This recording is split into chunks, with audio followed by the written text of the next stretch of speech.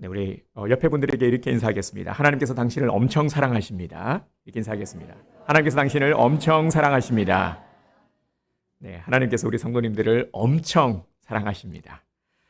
한 주 동안 열심히 우리 세상의 삶을 사시느라 수고 많으셨습니다.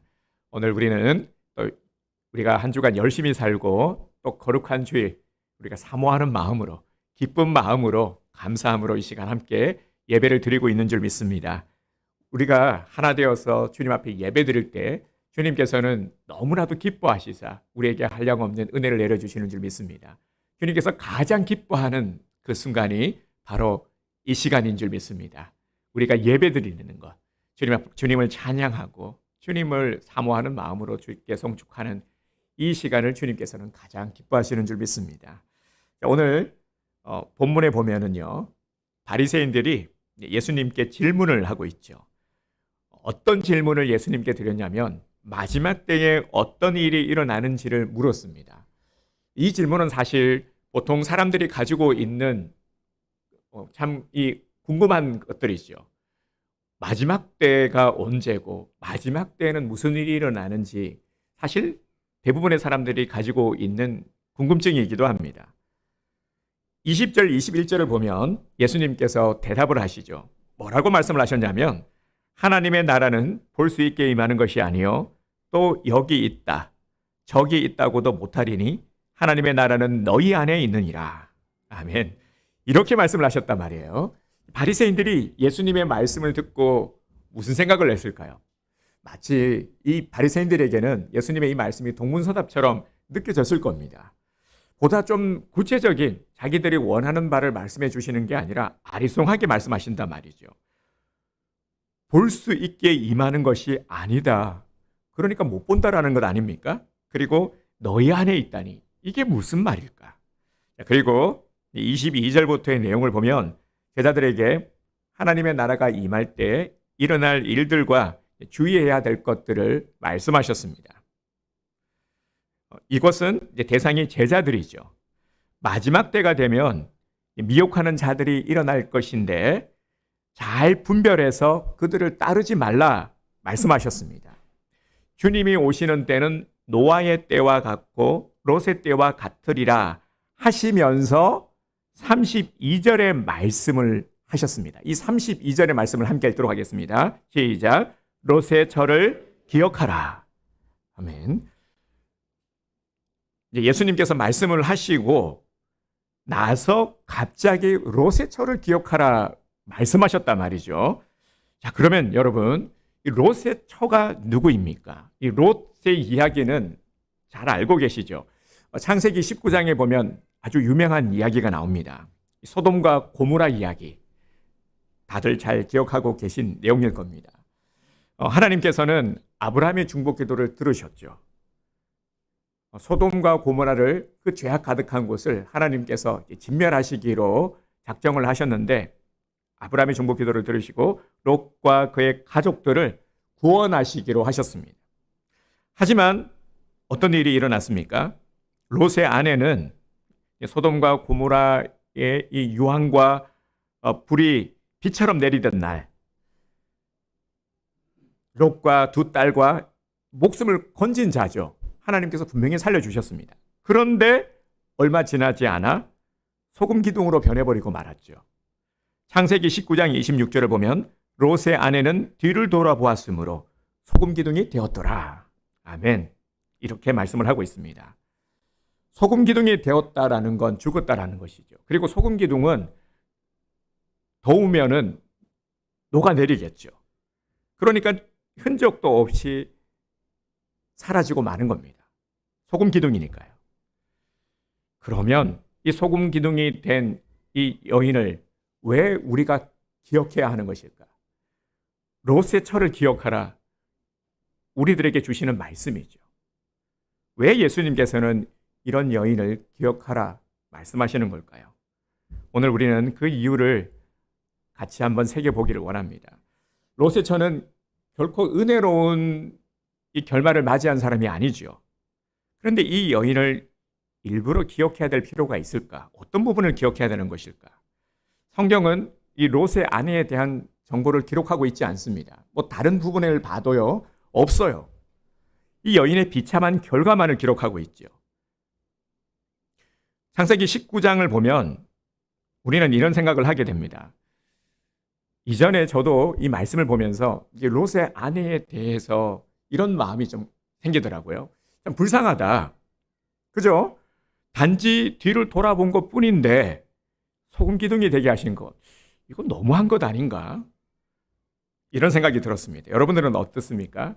대단한 범죄를 저지른 것도 아니고 또 그럴 만한 어떤 이유를 가진 실수를 한 것도 아닌데 잠깐 뒤를 돌아본 것 뿐인데 소금 기둥이 되었단 말이죠. 좀 너무하다라는 생각 들지 않습니까? 하지만 누가복음 17장에서요. 예수님은 이를 아주 크게 문제 삼고 계십니다.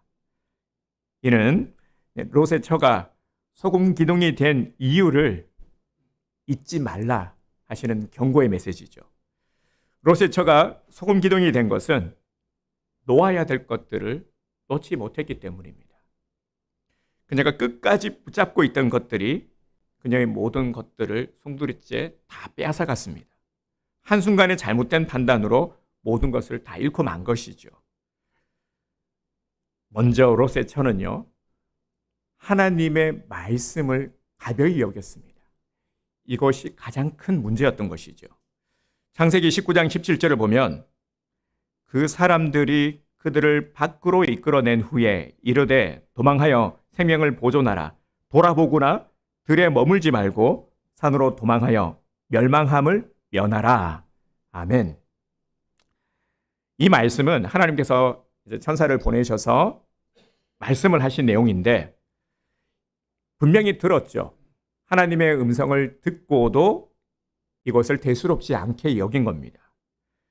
뒤돌아보지 말라 하는 이 하나님의 말씀을 가볍게 여기고 설마의 마음이 있었던 것이죠. 이쯤이야. 이 정도 가지고 무슨 일이 일어나겠어 하는 이 안일함 때문에 소금 기둥이 되어서 녹아 없어지는 심판을 받게 된 것입니다.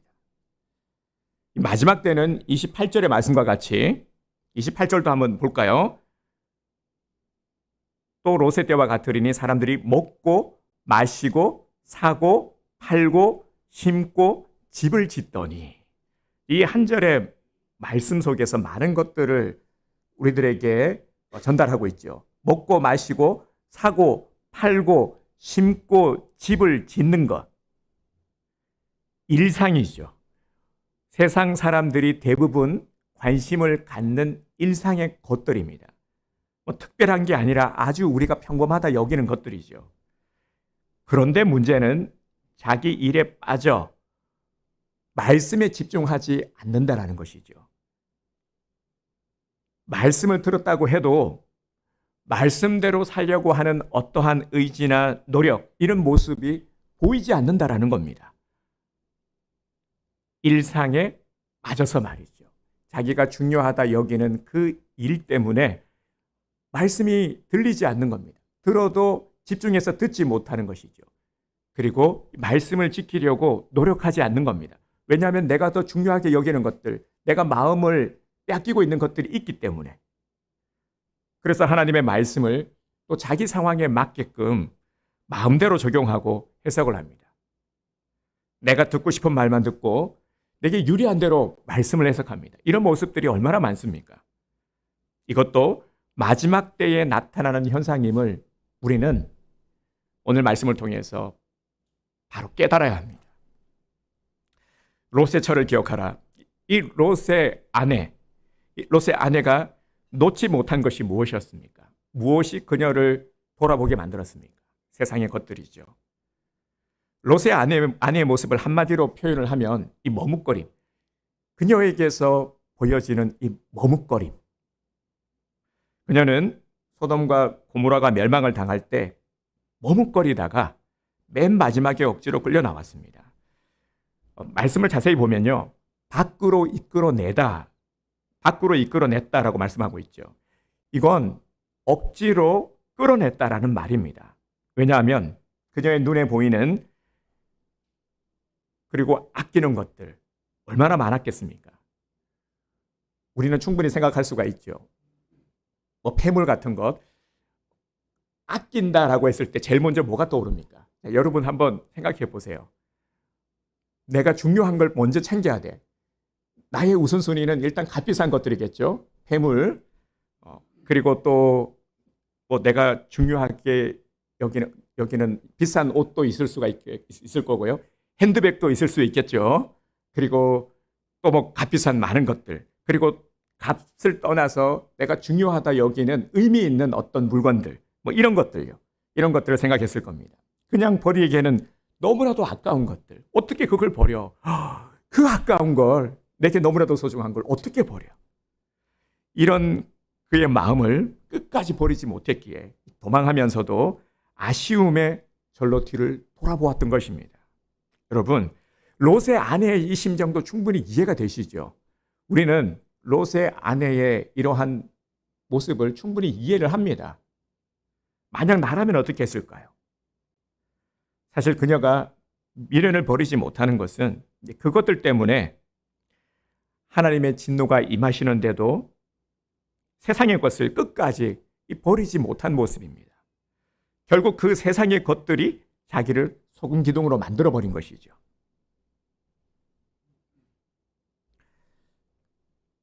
결국 그녀가 잃어버린 것이 무엇입니까? 세상에서 중요하다 여기는 것들 때문에 너무나도 더 중요한, 진짜 중요한 것을 잃어버리고 말았죠.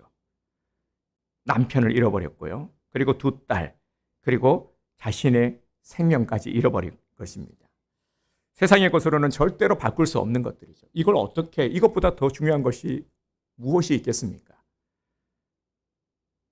여러분, 이날 롯의 처가요, 이 소금 기둥이 되지 않았더라면 어떻게 되었을까요?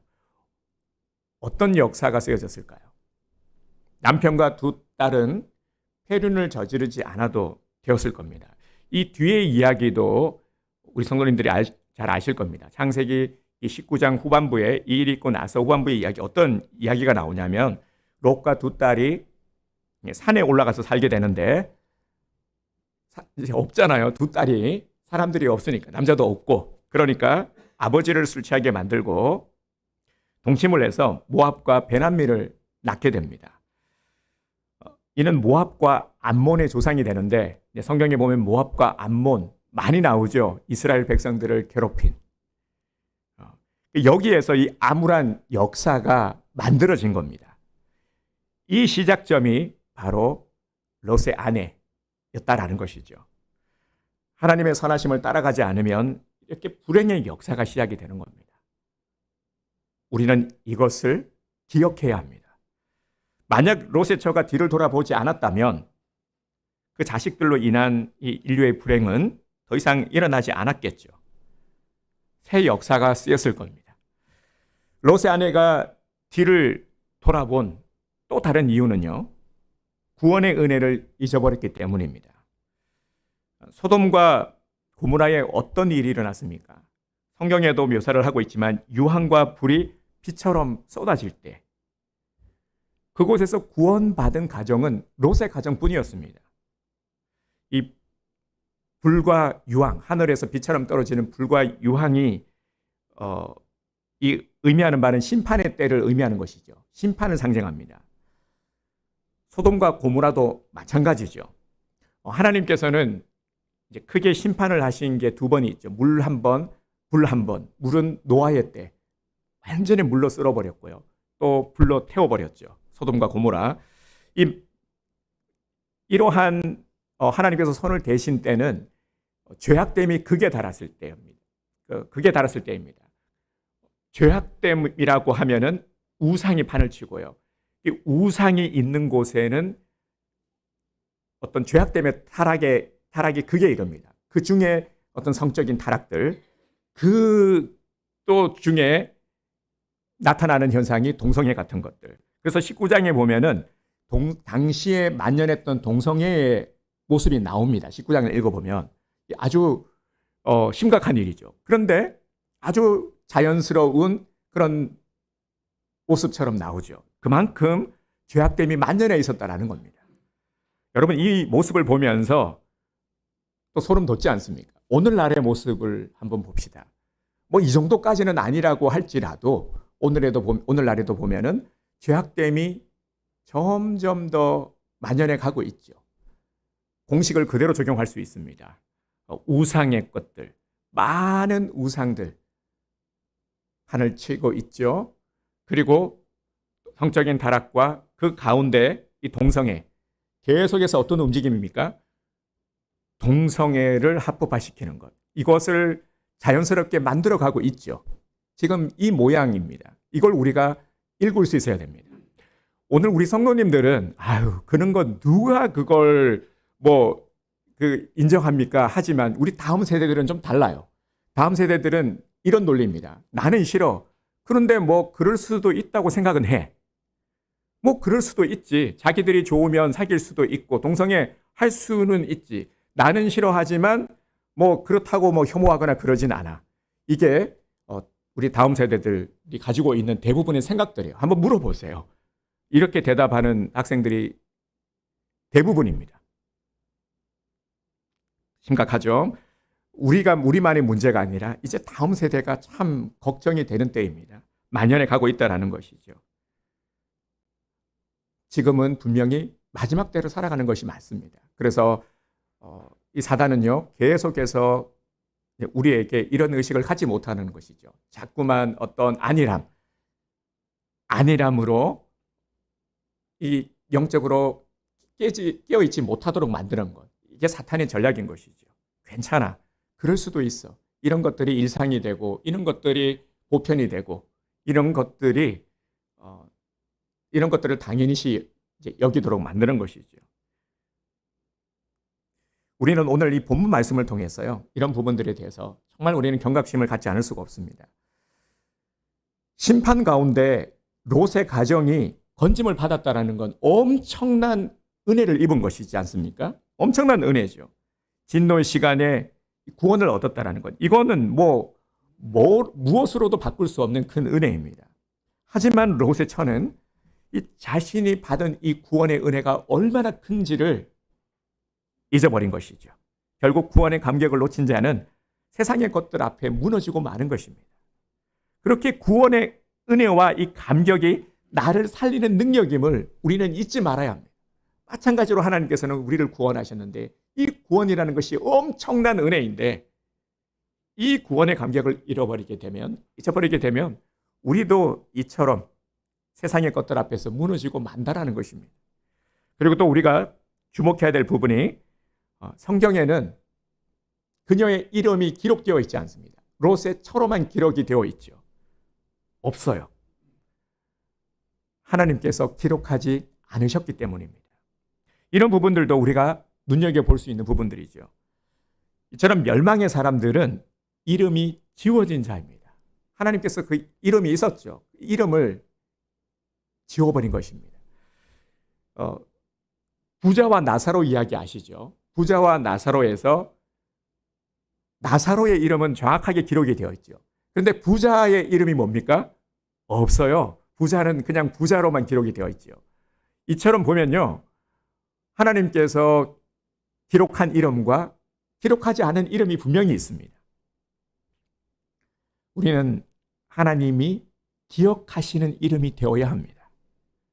사는 성도 여러분, 우리도 살다 보면 이 롯의 아내와 같은 행동을 할 때가 많았죠. 돌아보면 말이죠. 뒤돌아보기도 했고 또 세상에 빠져서 방황했던 적도 한두 번이 아니었습니다. 우리 그런 것 있죠. 우리 사람들의 심리를 꼭 보면 하지 말라고 하면은 막 좀 더 하고 싶은 마음. 이거 하지 마! 그러면 왠지 더 관심 가져지고 더 하고 싶은 충동 느껴지지 않습니까? 안 그렇습니까? 네, 사람은 원래 그래요. 이 죄성이 가지고 있는 특징 중에 하나가 바로 이런 것들이에요. 약간의 어떤 반항 심리 이런 것들도 그렇고요. 그래서 사단은 이런 것들을 아주 잘 공략을 하거든요. 하지 마! 하면은 왜 하지 말라고 하지? 따먹지 마! 하면 왜 따먹지 말라고 하는 거지? 이제 이런 호기심, 이 호기심으로 또 많은 죄의 것들을 탐닉하고 그러지 않습니까?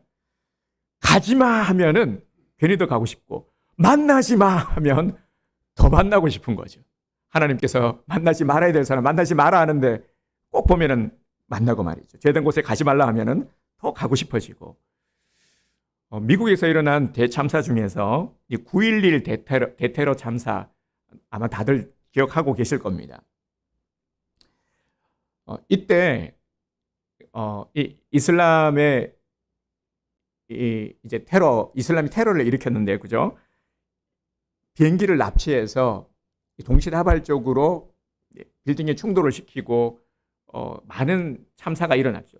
죽은 사람이 3,000명이 넘고 뭐 5,000명, 6,000명 이렇게 많은 사람들이 다친 그런 끔찍한 일이었습니다.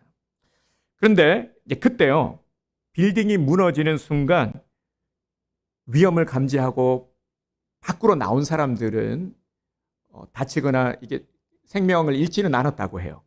근데 그 순간, 그 찰나 중요한 것을 챙기다가 1초, 2초 그 짧은 시간이었지만 내가 챙길 것을 잠시 챙겨서 빠져나오지 못한 사람은 많이들 죽었다고 합니다. 그렇게 해서 참사를 당한 사람들이 많았다고 해요. 무너짐의 자리에서는 무조건 앞뒤 돌아보지 않고 그 자리에서 빠져나와야 살 수 있는 것입니다. 이 죄성이 가지는 특징들, 앞서도 말씀을 드렸지만요, 때로는 내 의지와 상관없이 죄된 생각과 죄된 행위를 하게끔 만드는 거죠. 하지 말라 하게 되고, 만나지 말라 만나게 되고 말이죠. 내 이성으로는 알아요. 하지만 그게 잘 안 되는 겁니다. 그래서 우리는 이 롯의 아내를 누구보다도 잘 이해를 할 수가 있는 겁니다. 우리도 그러니까요. 자, 롯의 아내를 다시 한번 봅시다. 롯의 아내가 뒤를 돌아보았던 것. 아까 머뭇거림 제가 말씀을 드렸죠. 그리고 안일함 이런 거죠. 에이, 괜찮아. 오늘은 뭐 괜찮아. 우리가 이제 이런 적용을 할 수가 있을 것 같습니다. 주일 예배, 우리 신앙인에게 있어서 제일 중요한 것이 주일 성수죠. 주일 예배, 이 예배를 중심으로 해서 신앙의 삶이 이루어지는 겁니다. 이 스타트가 한 주의 시작이 주일이고 주일 예배를 드림으로 우리가 예배를 드리고 주님께서 주시는 이 영적 에너지를 공급받아 한 주간을 살아갈 수 있게 되는 것이죠. 그래서 주일이 중요하고 예배가 중요한데 이제 이런 겁니다. 에이, 뭐 괜찮아. 뭐 상황이 뭐 안 되는데 뭐 다음 주 예배 드리면 되지. 괜찮아. 뭐 이 정도쯤이야. 설마 이것 때문에 뭔 일이 있겠어? 지금까지도 그랬잖아. 지금까지도 뭐 빠지고 해도 뭐 상태였습니까? 그 결과는 어떠했습니까? 이따가 찬양을 우리가 함께 부르겠지만 주님 뜻대로 살기로 했네. 뒤돌아서지 않겠네. 뒤돌아서지 않겠네. 이제는 우리가 뒤돌아보지 말아야 합니다. 내가 버릴 것을 버려야 나도 살고 가족도 살고 모두가 살 수 있는 것입니다. 내 생각과 내 처지를 이유로 자꾸만 뒤돌아보는 것, 이건 나를 망치는 것입니다. 나를 실패의 자리로 나를 다시 주저앉히는 것이죠. 자꾸만 미루는 것. 제일 중요한 게 예배인데 우리는 얼마나 또 많은 이 예배를 미뤄왔습니까? 다음에 드리면 되지. 다음에 하면 되지.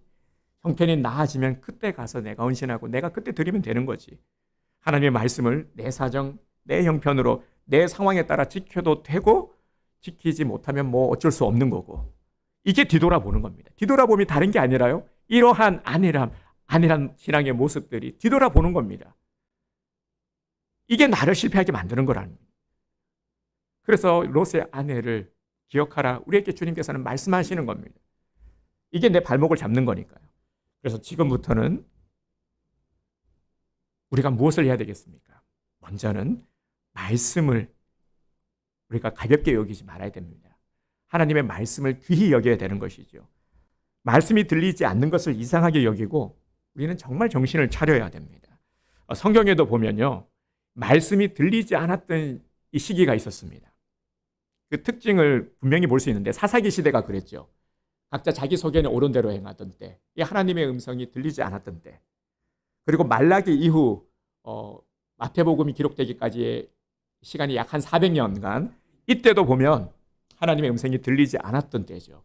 여러분 제가 재미난 얘기를 하나 해드리면 천주교에서는 그 외경을 보지 않습니까? 정경이 뭐냐면은 우리 66권, 네, 성경 66권이 정경인데 천주교에서는 이 외경을 인정하는데 이 외경이 언제 쓰여진 거냐면요, 바로 이 400년의 기간 동안에 쓰여진 겁니다. 하나님의 음성이 들리지 않았기 때문에. 그래서 우리는 이것을 정경으로 인정하지 않는 겁니다. 가장 중요한 이유죠. 여러 가지 또 이유가 있는데 하나님의 음성이 들리지 않았던 때, 그리고 중세시대가 그랬죠. 대략 13세기부터 16세기까지, 그러니까 종교개혁이 이루어지기 전 그 중세, 하나님의 음성이 들리지 않았던 그때. 지금은 어떠한지 우리는 냉철히 돌아볼 수 있어야 됩니다. 하나님의 음성을 듣고 있는지. 다른 사람들은 말할 것도 없어요. 지금 나를 말하는 것이죠. 나는 하나님의 음성을 듣고 있는지. 말씀이 들리지 않도록 하는, 나를 무너뜨리는 그 정체를 우리가 바로 알아야 됩니다. 지금 나는 뭐에 집중하며, 나는 뭐에 정신이 팔려 있습니까? 나는 무엇을 신경 쓰고 있습니까? 무엇을 가장 귀하다 여기고 있습니까? 롯의 아내가 왜 뒤를 돌아보았는지를 생각하시기 바랍니다. 버릴 것은 버려야 합니다. 놓아야 될 것은 담대하게 놓아버려야 됩니다. 던져버려야 되는 것이죠. 돌아보지 말 것은 돌아보지 말아야 합니다. 세상 등 지고 십자가 보내. 세상 등 지고 십자가 보내. 십자가를 보려면요, 세상 등을 져야 하는 겁니다. 그래야 십자가를 볼 수가 있죠. 등지지 않고서는 십자가를 절대 볼 수가 없는 겁니다. 그래서 세상 등 져야 하는 겁니다. 여러분, 우리 하나님은 어떤 분이십니까? 항상 우리가 복잡한 일이 있고 낙심된 일이 있고 연약함 가운데 있을 때 회복할 수 있는 최선의 방법은 하나님을 생각하는 겁니다. 나의 하나님을 떠올리고 나의 하나님이 어떤 분인지를 내 입술을 통해서 고백드리는 것. 이게 신앙의 고백인 것이죠. 그래서 신앙의 고백이 엄청난 능력이 있는 겁니다. 너무너무 중요한 것이죠. 알고 있는데 이게 아니라 내 입술을 통해서 주님 앞에 또박또박 고백드리는 이 신앙의 고백을 우리가 드려야 되는 것입니다. 우리 하나님은 어떤 분이십니까? 우리 하나님은 나를 살리시는 분이십니다. 요즘 보면 제가 옛날 찬양을 많이 듣게 되는 것 같아요. 옛날 찬양이 원색적인 은혜의 매력이 있는 것 같아요. 요즘 찬양도 좋기는 한데 옛날 찬양은 정말 그 원색적인 찬양. 내 하나님은 크고 능 있고 힘이 있어 못할 일 전혀 없네. 내 하나님은 크고 능 있고 힘이 있어 못할 일 전혀 없네. 이 찬양 다 아시죠? 그죠? 이 고백이 나의 고백이기를 주님의 이름으로 축복합니다. 네, 하나님의 방법 무시하면 큰일 납니다. 정말 폭망합니다. 오늘 우리는 주님 앞에 분명한 우리 믿음의 결단을 하기 원합니다. 롯의 철을 기억하라. 이 분명한 한마디의 이 말씀, 오늘 우리의 가슴에 새기기를 원합니다. 먼저 나의 약점을 이겨냅시다. 우리는 저마다 약점을 가지고 있죠. 보면 이 약점이라는 것은 감추고 싶은 것이잖아요. 그래서 대부분 보면은 사람들에게 표현하지 않고 말하지 않는 나의 약점들이 있어요. 나의 약점들이 정말 부끄러운 약점이겠죠. 하지만 그 약점을 우리가 이겨내야 하는 것입니다. 또 모두가 알고 있는 약점도 있겠죠. 그 다른 약점들은 그래도 좀 괜찮지만 자꾸만 이 뒤를 돌아보게 만드는 약점이 있다면 이 약점은 반드시 우리가 극복해야 됩니다. 안 그러면 자꾸만 이 약점이 내 발목을 잡는 겁니다. 여러분 이런 적 분명히 있을 겁니다. 이런 경험들. 뭔가 내가 앞으로 나아가려고 하면 자꾸만 이 내 발목을 잡는 거죠. 나아가지 못하도록 만들죠. 소금 기둥이 되지 않으려면 나를 무너지게 만드는 이 약점을 내가 알고 이를 이겨내야 합니다. 극복해야 하는 것입니다. 더 이상 돌아보지 말아야 하는 것입니다. 그리고 또 우리가 결단해야 할 한 가지가 있습니다. 너무너무 중요한 것이죠. 말씀을 가볍게 여기지 말아야 되는 것입니다. 말씀을 가볍게 여긴 자들, 이 말씀을 가볍게 여겼다고 하면은 팥죽이 떠오르죠. 네. 애써 말씀을 가볍게 여겼을 때 가볍게 여기고 큰 낭패를 봤던 인물이죠. 광고 때도 말씀을 드렸지만 혼자서 말씀을 묵상하는 것이 참 쉽지 않습니다. 말씀이 중요함은 알고 있는데 교회에서도 계속 말씀 그러는데 그런데 이 말씀을 묵상하는 것 참 쉽지 않죠. 아마 많이들 경험하셨을 겁니다. 그래서 하나님께서는 이 교회 공동체를 허락해 주신 겁니다. 혼자서는 신앙생활을 잘 할 수 없기 때문에 함께 신앙생활을 하라고. 이 연약함, 약점들 다 있어요. 이거는 뭐 저를 포함해서 모두가 다 가지고 있는 연약함들이 있습니다. 그렇기 때문에 우리가 공동체 안에서 서로 내가 가지고 있는 강점을 가지고 약점을 보완해 주는 거죠. 그래서 하나님께서는 공동체를 허락하신 겁니다. 신앙생활은 혼자 할 수 없다. 함께 하게 하신 것은 이유가 있는 것이죠. 우리가 함께 신앙생활을 해 나가면서 함께 성장해 가도록 하신 겁니다. 하나님께서 오늘 우리를 사용하시는 방법이 동력이죠. 그래서 교회 공동체를 통해서 우리 성도들이 동력을 이루어 가게 하신 겁니다. 이 말씀을 드리는 것은요, 공동체 안에서 함께 우리가 말씀을 묵상해 가고 또 함께 기도하면서 나아가야 되는 것입니다. 여기에 더해서 개인적인 열심을 더 내야 하는 것이죠. 그러면 말씀으로 인해서 우리는 풍성한 삶을 살 수 있게 되는 것입니다. 누구 좋으라고가 아니고요. 내가 좋은 겁니다. 여러분, 교회가 잘 된다. 교회가 복을 받는 건 우리 성도들이 복을 받는 것을 의미해요. 교회가 성도가 교회니까요. 교회의 부흥, 이것은 성도의 부흥이고 가정의 부흥이 되는 것입니다. 그러기 위해서 가장 중요한 것, 말씀을 가볍게 여기지 말자. 하나님을 경외함, 하나님을 두려워해야 되는 것이죠. 그래야 말씀을 가볍게 여기지 않을 수 있는 것입니다. 경외하지 않으면 에서꼴 난다. 롯의 아내꼴 난다. 설마가 사람 잡는다. 꼭 명심하시기 바랍니다. 그래서 우리 옆에 분들에게 우리 이렇게 인사하겠습니다. 말씀 붙들고 뒤돌아보지 마세요. 자, 이렇게 당부합시다. 말씀 붙들고 뒤돌아보지 마세요. 네, 말씀 붙들고 뒤돌아보지 마시기 바랍니다.